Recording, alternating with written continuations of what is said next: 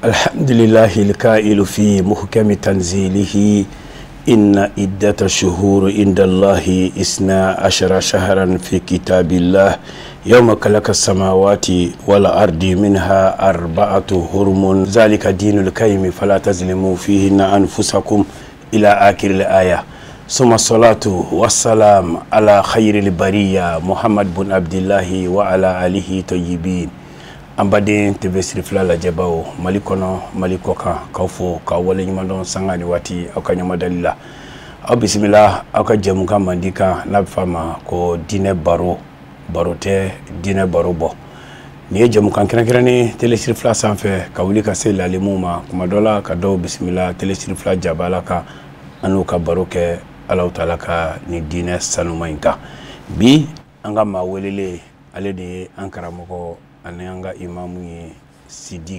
imam Sidiki Diallo buguni Medine Juma Misri Almambado ani ale de bina baroke bi Allah taala ka dine sanmanka ambe imam bismillah falo imam assalamu alaikum wa alaikum assalam wa rahmatullahi wa barakatuh karbasi alhamdulillah malatano kalandiw bashite kalandiw na misri ma bela jene misri balmo bela jene bifo ka buguni bela jene bifo alhamdulillah conseil mogoni ansoru inshallah bela jene ani buguni lamini be na la sa région Koura inshallah gouverneur bifo aywa alhamdulillah bismillah inshallah taala anga imam Sidiki Diallo ni ale buguni Medine Juma Misri ba kutuba kala bay au conseil islamique ka dina ko kalfaleno mamina buguni bi ale de do ana bina baroke Allah taala kan dina inka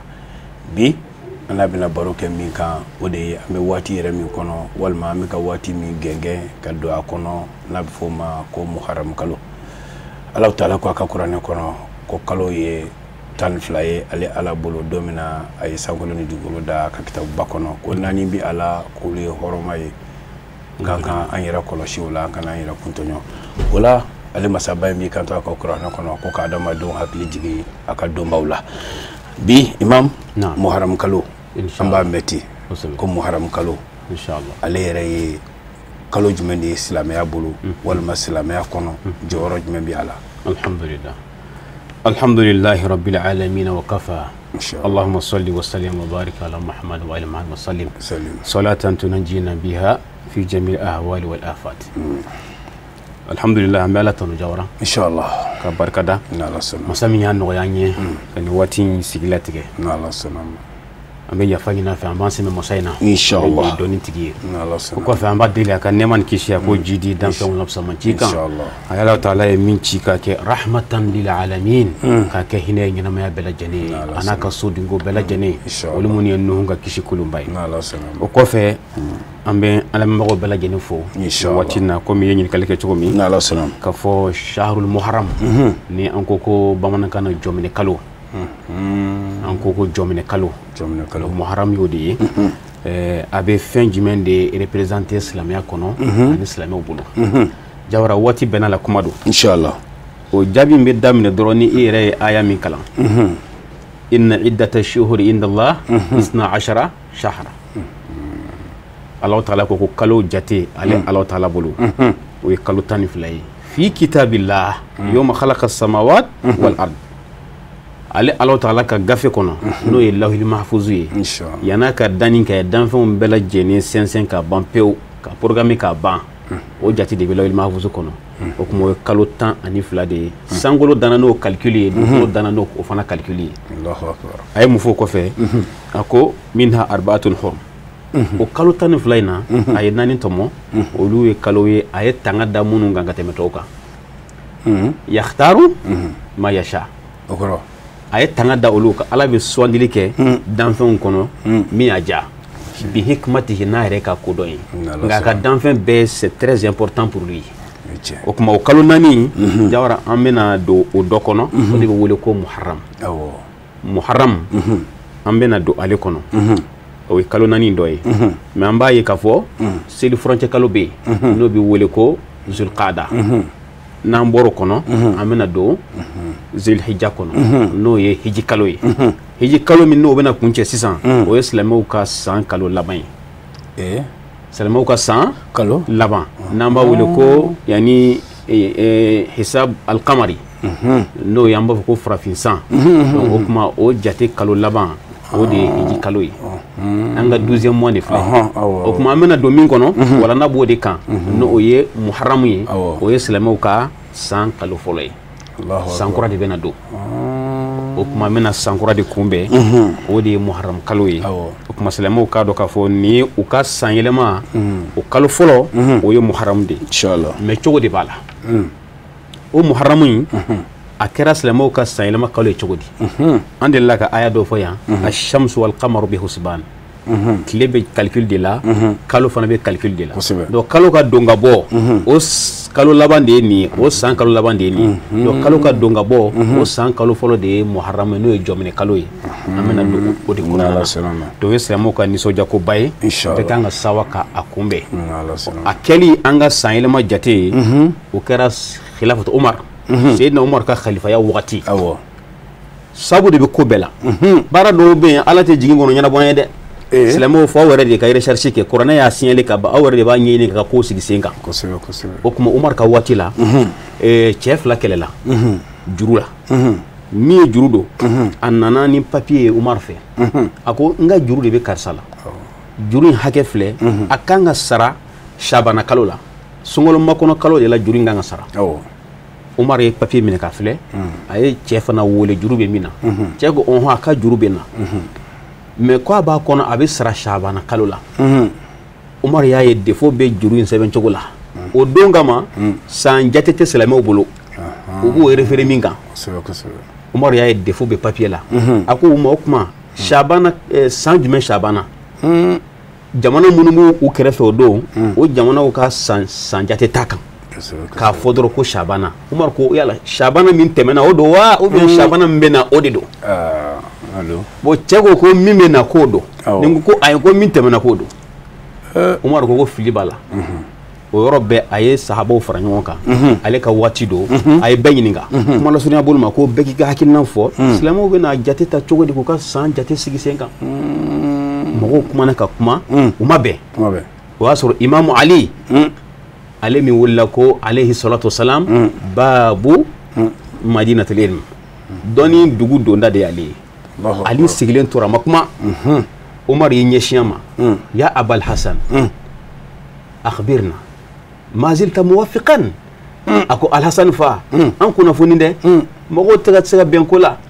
e kɔni tuma bɛɛ i bɛnnen don i sen ma o yɔrɔ la Imam Ali ko a ko nu'arrikh bi hijrati rasuli min Makka ila al-Madina ko an bɛ jate boli kira ka makan yɛlɛma ka taa sigi Madinɛ n'o y'a ka immigration ye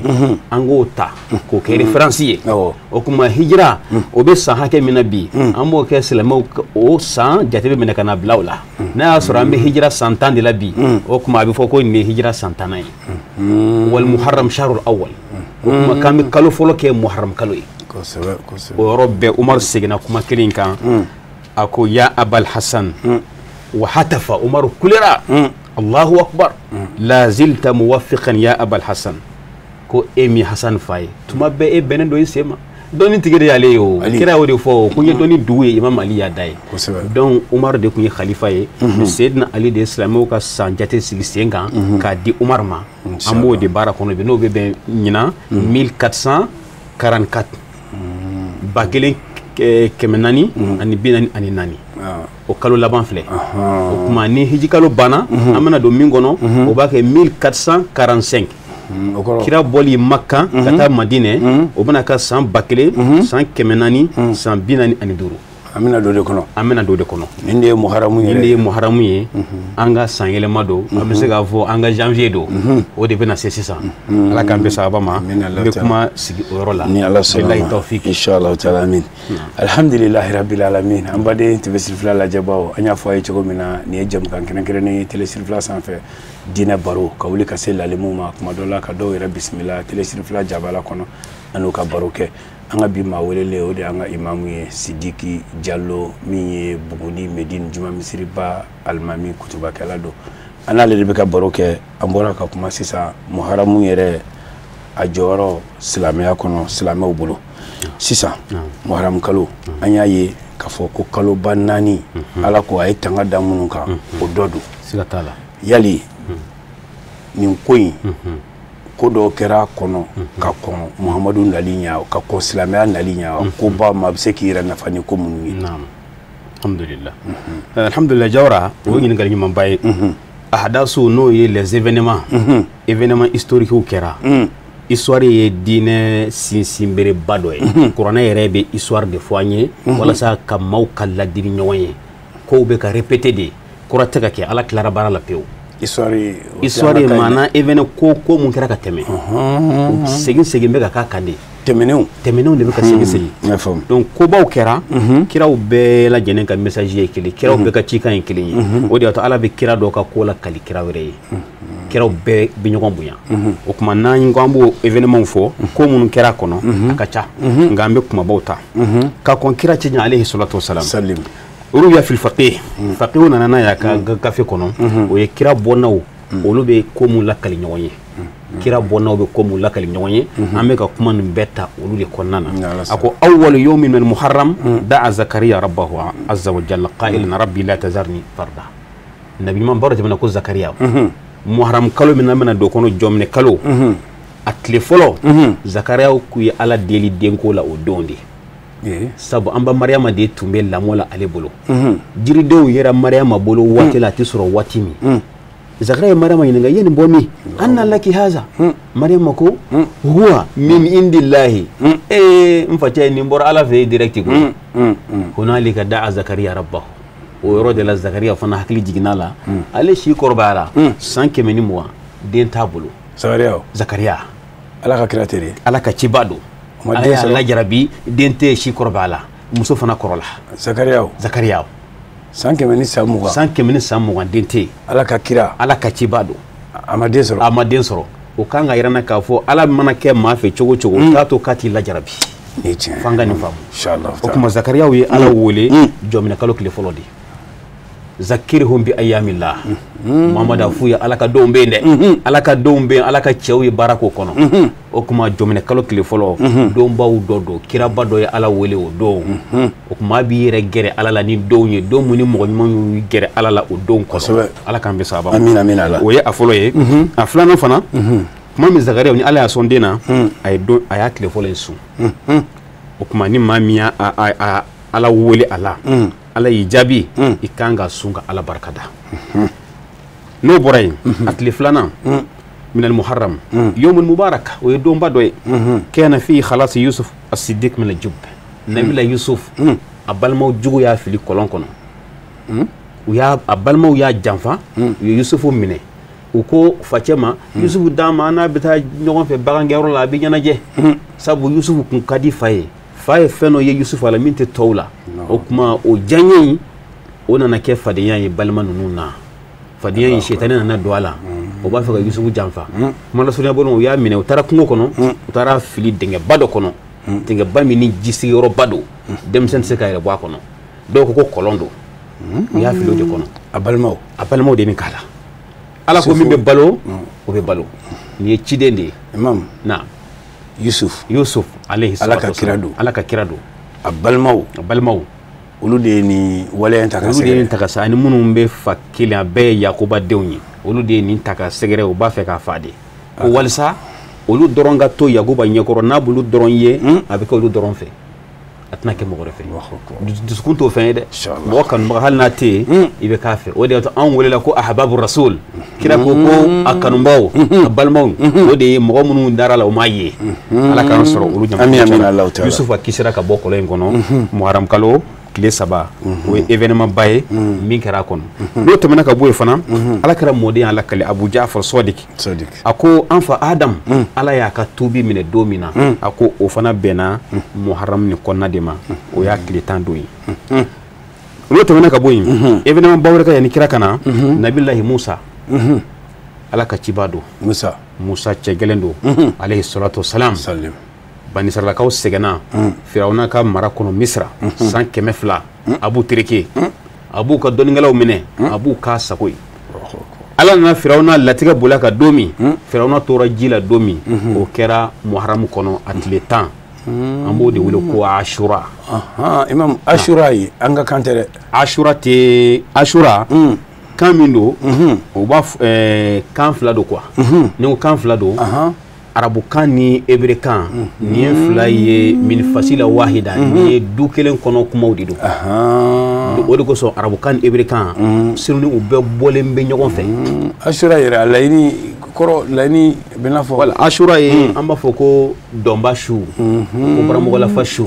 o ye don ye don min ni kobaw caman kɛra a la donc Musa kisira a don ani a ka jama Firawuna tora ji la a kɛra kunkɔrɔta ye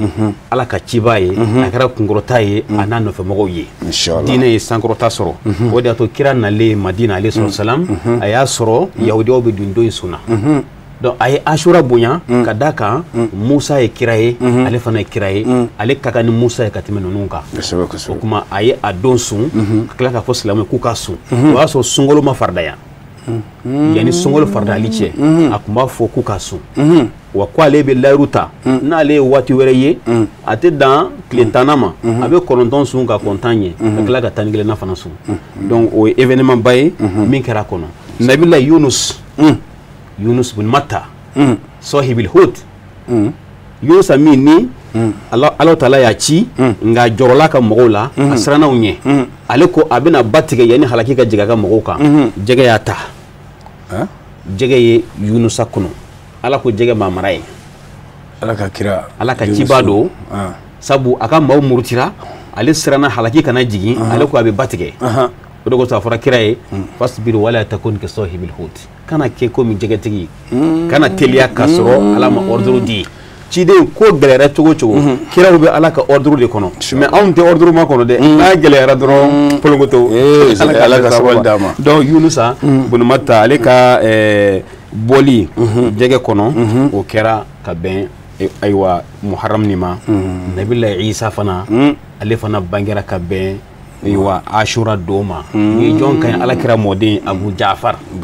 ni y'ale de ka kumakan ye inshallah donc olu tɛ kuma u kunfɛ n'Ala sɔnna ma fɛn caman kɛra Nabila Ibrahim fana bangera ka bɛn ashura ma donc o ashura in bɛɛ bɛ Muharram de kɔnɔ bɛɛ bɛ nin kalo barikama in de kɔnɔ kalo min ni an bɛna don a kɔnɔ o kuma a bato a bɛɛ lajɛlen ɲininen don a kɛra a sun ye a kɛra kuranɛkalan ye a kɛra sarakati bɔ ye nin bɛɛ ɲininen don wa silamɛw yɛrɛ kan k'o labɛn ka événement baw k'a kɔnɔ ka kuranɛ concours organiser ka hinɛ muso cɛsatɔw la a kɔnɔ ka événement kɛ minnu bɛ diinɛ nege don maaw la ka denmisɛnw la ɲɛnajɛ ka nɛgɛsoboliw kɛ ka soboliw boloda ninnu de kan ka kɛ an fɛ diinɛ tɛ fɛn ye ko mɔgɔw kirinin bɛ to tuma bɛɛ fo nisɔndiya ko de kana nisɔndiya bɛ n'a ka di ne ye sisan ne bɛ se k'a fɔ bɔ Bugunikaw n ye 500 da so bɛ maa minnu bolo a ye nana ka so y'an ka furancɛ yɛrɛ aw ka boli nin bɛ di premier ma nin bɛ di deuxième ma an bɛ nin don in tɔgɔ da ko nin don in tɔgɔ da ko Imam Ali walima an bɛ nin don in tɔgɔ da ko Ashura u k'a dɔn k'a fɔ nin ye silamɛw ka san yɛlɛma ye a tɛ tɛmɛ o kan gansan o de bɛ fɛn nege don maa la ka nisɔndiya diinɛ kɔnɔ o bɛ bɛn diinɛ kɔnɔ wajib kira alayhi salatu wasalam ana muso tun bɛ ɲɔgɔn dan so kɔnɔ Muhammadu kira n'a muso tun bɛ kursu kɛ Mustafa alayhi afdal khalqillah dan fɛnw la fɛn man ca n'a muso tun bɛ kursu kɛ donc faamuyaw de dɛsɛlen b'an na dɔrɔn est-ce que a ka faamu na an ye diinɛ in bon a bɛ na o n'a bɛ ka ɲɛfɔ inshallah alhamdulillah an bɛ an to nin plateau in kan ka Mali ansɔrɔw fo kosɛbɛ kosɛbɛ ka ansɔrɔw mɔgɔw fo kosɛbɛ Jamaatu Ansarudine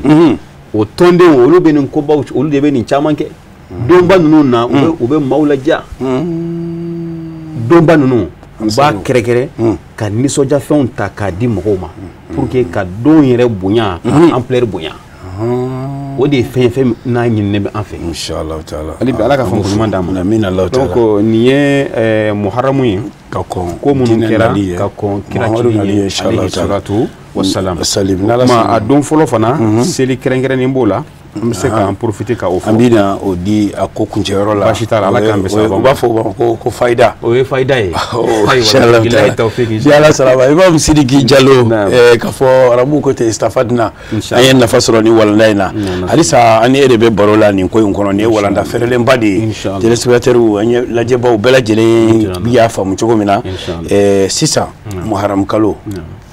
diinɛ kɔnɔ silamɛya nalen Muhamadu cilen naam koba dɔw fɛnɛ kɛra a kɔnɔ inshallah koba dɔw laɲinen don a kɔnɔ inshallah i bɛ se ka dɔ fɔ an y'o la alhamdulillah wa billahi tawfiq ala k'an bɛ sababa ma muharramu ye fan fila de ye qabla rasul sururun yani kira cili ɲɛ fɛn fɛn kɛra a bɛɛ ye nisɔndiyakow de ye o bɛɛ ye nisɔndiyakow de ye nuhu ka kulun jɔra gere kan musa ka mɔgɔw firawuna halakira yunusa ale ka mɔgɔ tubi minɛna o bɛɛ ye nisɔndiyakow ye minnu kɛra muharram kɔnɔ ka kɔn kira cili ɲɛ muhammad alayhi salatu ale cilen kɔ ko min kɛra muharram kɔnɔ kɛrɛnkɛrɛnnena a tile 10 don haza husnun wa muwasat o ye dusukasi ye ani sangalaci dusukasi ani sangalaci an b'o de sɔrɔ muharram kalo tile 10 kɔnɔ alakira alayhi salatu salam ciden min ka fisa ni ciden bɛɛ ye a ka fisa danfɛn bɛɛ ye a mantonw ka fisa ni manton bɛɛ ye a y'a ka denbayaw kalifa silamɛw la ka taa o denbaya tɔ mun tora olu ɲɛjiw bɔra nɛgɛjɔlɔkɔw donna olu bolow la olu jeliw bɔnna k'u gɛngɛn ka taa sugufiyɛw la masakɛ juguw ɲɛkɔrɔ o kɛra ka bɛn ashura don ma n'o ye muharram kalo tile 10 ye n badenw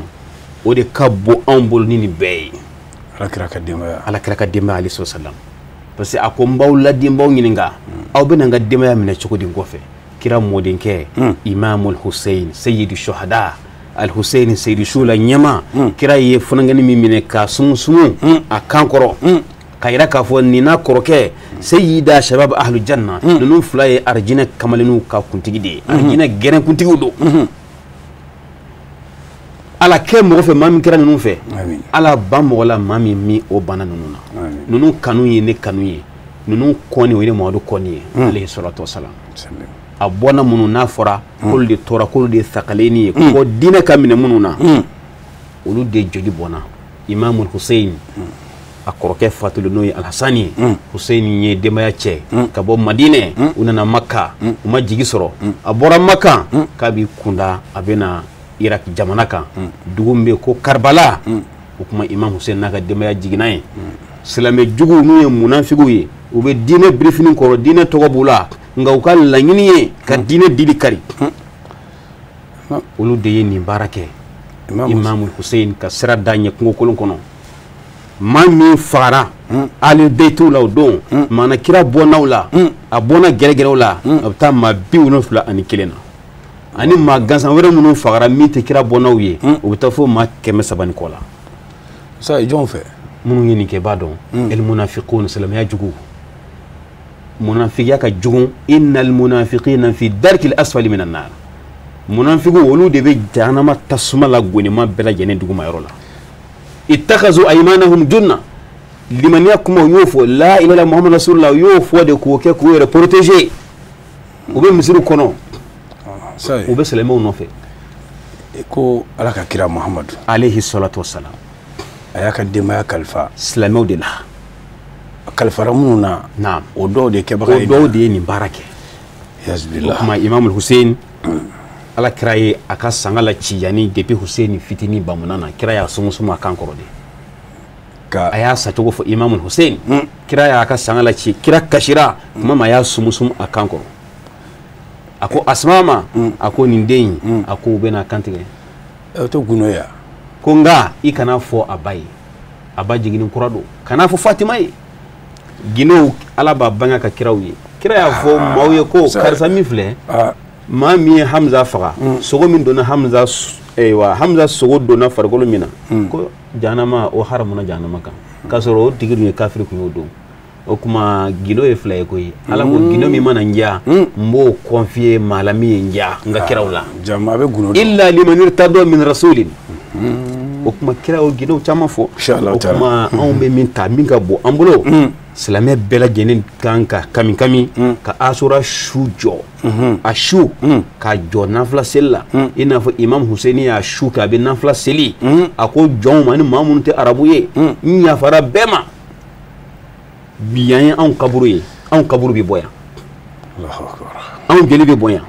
n mɔkɛ de y'o fɔ n ye n yafara bɛɛ ma a ye su kɛ a bɛ seli a bɛ ala wele o kuma an bɛɛ lajɛlen kan ka a su ka seli an seko dama yira la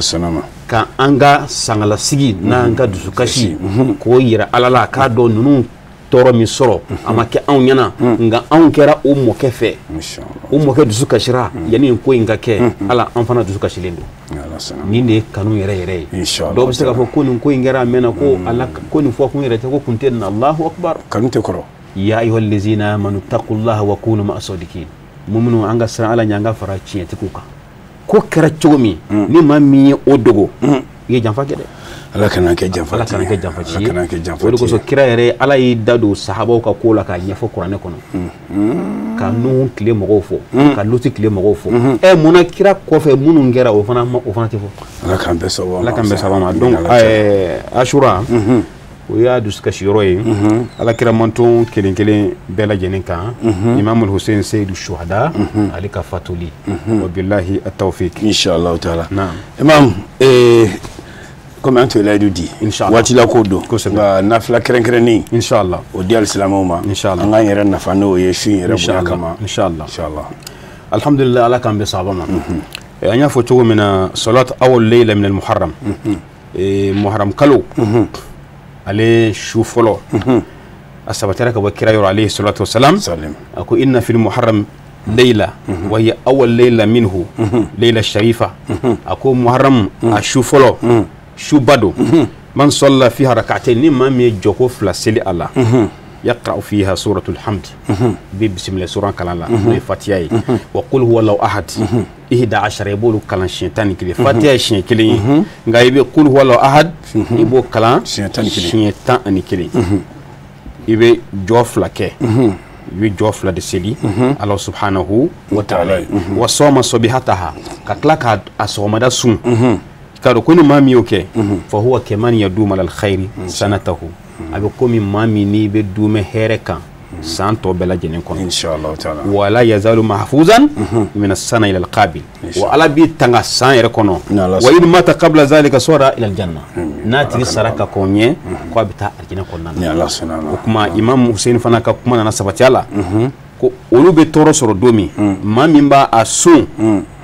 ka sujo ka tlesun ke ajri 70 sana abe ko maminye sambi wolon fula yo sun ke alaye o baraji be dima la kaminanye donc abe ke bato de la ka ke sangala sigi bato yi ka Allah subhanahu wa ta'ala ka ngadam ka shira Allah inshallah ta'ala amala jalla ka mesa amin Allah ta'ala amin Allah ta'ala ni ne nyefoli fitini ni Allah muharram kalo kan ashura suni fana kira ko to kafiru sanatan inshallah kamila inshallah ta'ala asuni abe sankelen jirmu yafa Allah ka mesa ba ma foli ni kuma kunce kuma la imam alhamdulillah be kuma kucho kuma mi fo ne ala tanu ka barkada ka salama la kunu yoro be wati be anga segi ngana mo mustafa ka jurube doni galaw bela ay kira somo ayu ka ko labo aka fo manto yi kili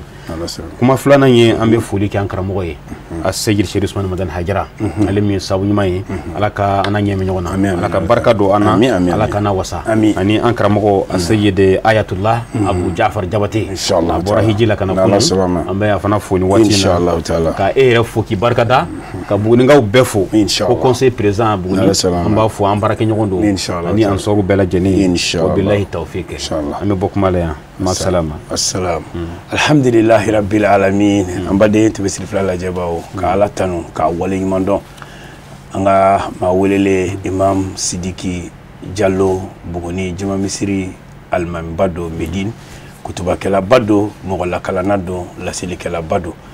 ani ale de tume baro salman bayinka no e muharram kalo e ko ba mun kara kono ka ko Muhammadu Nalinye Muhammadu Nali ko mun fene kara kono hujunu ko la abora ka bela jele wala wala yin ka kila kan nafla kren da amma na yake ala ka minanye ne baro frele inshallah be baro to be ambi ale refu ka wala yimando aya bodoni mina ya rabbi ala kana ni doni ba farkolo mi yeni dama ya rabbi ala kana jini ala kanje aljina kono islamu nafa ala ki nafa adira munu ma ya rabbi ala ka ke ambela jele nafa la yin sa chama bi ala bulu ala ka irana wa akiru da'wana anil hamdulillahi rabbil alamin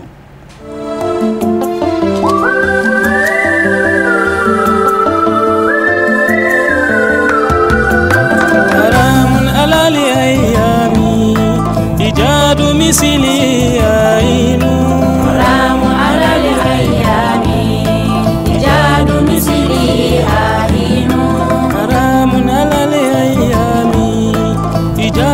misili